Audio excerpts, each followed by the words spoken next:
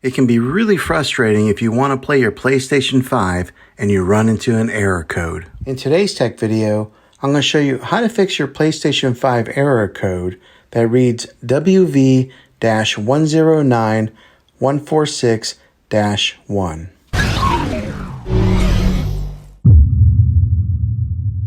I'm going to show you a few different things to try to help you get your PlayStation 5 back up and running again. The first method is the easiest one to try, and that's to unplug the PlayStation from the wall outlet and wait 60 seconds. Now don't be impatient here, wait the whole 60 seconds, then plug it back in. If your PlayStation is working again, great. If not, let's go ahead and move on to the next method. Find your router or modem that is giving you Wi-Fi and unplug that for 60 seconds. Then plug it back in. You have to wait a few minutes for it to connect and get back online, but when it does, check your PlayStation then and see if it works. If it doesn't, let's go ahead and move on to this next method. We are going to do a reset of your PlayStation 5, which means that you'll have to log back in with all of your credentials afterwards, but it'll be an important troubleshooting method. Press and hold the power button on your console and wait until you hear 2 beeps, then release it. Next, connect your PlayStation 5 controller using the USB cable. Then press the PlayStation button that's in the middle of the controller. You will get a menu that'll pop up and you'll want to go to option number 6, which says Reset PS5. Hopefully, this fixed your problem. If this video was helpful, go ahead and click a thumbs up on it. Go ahead and subscribe to my channel. I make tech videos all the time, and I would love to have you back in the next one. Take care.